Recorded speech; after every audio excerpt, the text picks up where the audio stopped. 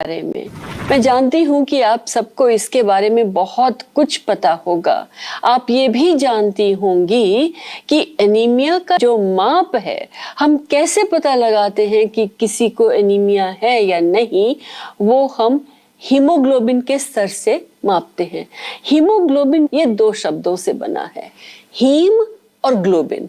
Haem अर्थात लौह लवण और ग्लोबिन अर्थात प्रोटीन। तो देखिए, बच्चों में और गर्भवती महिलाओं में 11 ग्राम पर 100 ml ब्लड में पर्याप्त हो जाता है, परंतु जो भी और वयस्क हैं उनमें 12 और 13 के बीच में कम से कम रहना ही चाहिए। और ये हमें पता कैसे चलता है? आप ये फोटोग्राफ देखिए। आप भी कभी डॉक्टर के पास गई होंगी तो जरूर आपकी आंख की पुतली को नीचे करके डॉक्टर ने देखा होगा कि ये कितनी लाली है इसमें, क्योंकि ये एक संकेत है कि आपको एनीमिया तो नहीं है। इसी प्रकार से हाथ अगर पीले या सफेद होते हैं तो भी ये साफ पता लगता है कि खून की कमी हो सकती है। साथ ही साथ आप एक और फोटोग्राफ में देखिए, इसमें एक नाखून का शेप मुड़े हुए होते हैं, पर अगर बहुत अधिक एनीमिया होगा तो ये नाखून चम्मच के आकार के हो जाते हैं। ये जो फोटोग्राफ मैं आपको दिखा रही हूँ, ये किसी विदेशी महिला की नहीं है, ये हमारी एक भारतीय बच्ची की तस्वीर है जिसमें इतना अधिक एनीमिया था, बिल्कुल सफेद रखी थी। अब बात ये आती है कि ठीक है, एनीमिया है तो क्यों हम उसके ऊपर इतनी चर्चा करते हैं? कोई नहीं चाहता कि उनके बच्चे और किशोर जो हैं वो कमजोर हों। एक ही चीज है जो शरीर में सर के बालों से लेके पैर के नाखूनों तक घूमती रहती है और पोषण देती रहती है, और वो है खून। अगर खून में हीमोग्लोबिन कम है तो आप सोचिए ना, किसी भी बच्चे का विकास कैसे होगा। ना केवल शारीरिक विकास अपितु मानसिक विकास भी। आप जानते हैं, हर तरह की दवाई भी खून के द्वारा ही शरीर में घूमती है। अगर खून ही पर्याप्त नहीं है और पोषण भी पर्याप्त नहीं है तो बार बार बच्चा बीमार पड़ेगा, अर्थात उसका विकास नहीं होगा। इसी प्रकार से गर्भावस्था में अगर खून की कमी हो जाती है, 11 का तो मैंने फिगर आपको दिया, पर अगर उससे भी कम है तो आप देखिए, ऐसे में महिला की कमजोरी, उसी के साथ साथ उसके अंदर जो शिशु गर्भ में पल रहा है उसकी कमजोरी हो सकता है, उसका गर्भपात हो सकता है कि उसका जो बच्चा पैदा होगा वो स्वस्थ नहीं होगा, समय से पहले पैदा हो जाए और बहुत ही कमजोर होगा। परंतु गर्भावस्था या बच्चों में या किशोरियों में ही हमें खून की कमी देखने को मिलती है।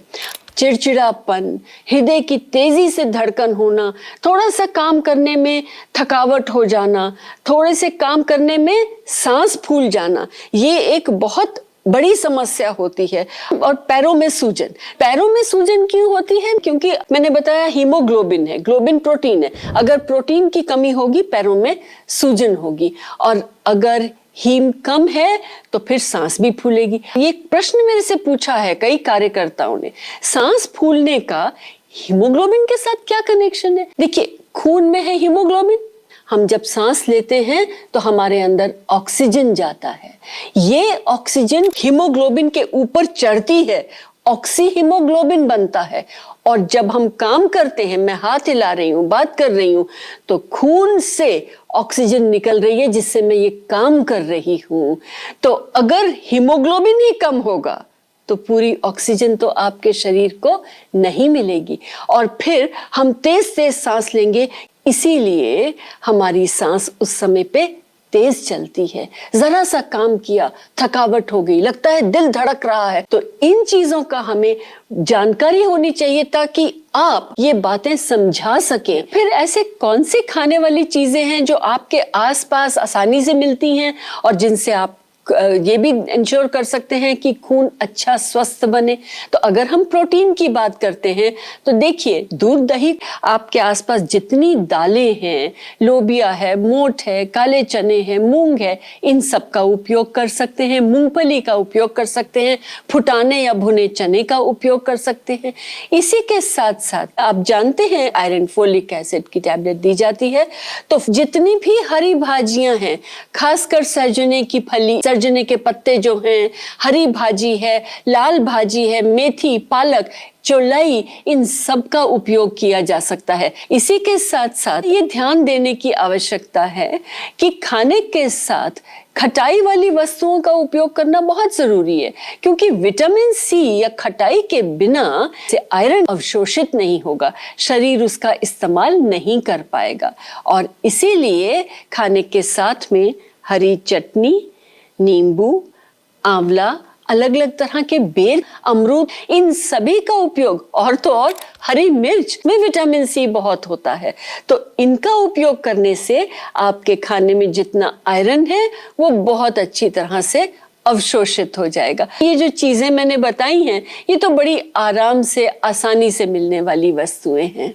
तो फिर इन सब चीजों को हम अपनी 1 कप दूध या दही के साथ 1 पराठा लेना, और मौसम का जो भी फल, चाहे वो बेर हो, चाहे अमरूद हो, साबुत दालों का उपयोग करिए। साथ में खाने में हरी चटनी, हरी भाजी, चाहे मेथी हो, पालक हो, चुलाई हो, और फिर शाम को चाय के पहले या चाय के बाद ये ध्यान दीजिएगा कि भेल की चाट, भुने चने की चाट, उबले चने की चाट, या चना और मुरमुरे का मिक्सचर, वो ले सकते हैं आप। और फिर रात को दोपहर की तरह से खाना। ध्यान ये दीजिएगा, खाने के 1 घंटा पहले और 2 घंटा बाद में चाय का उपयोग ना करें, नहीं तो आपने जो आयरन लिया है, इतनी सारी चीजें ली हैं, उनका उपयोग शरीर नहीं कर पाएगा। धन्यवाद अमिता मैडम। आशा है हमारी सभी आशा बहनों के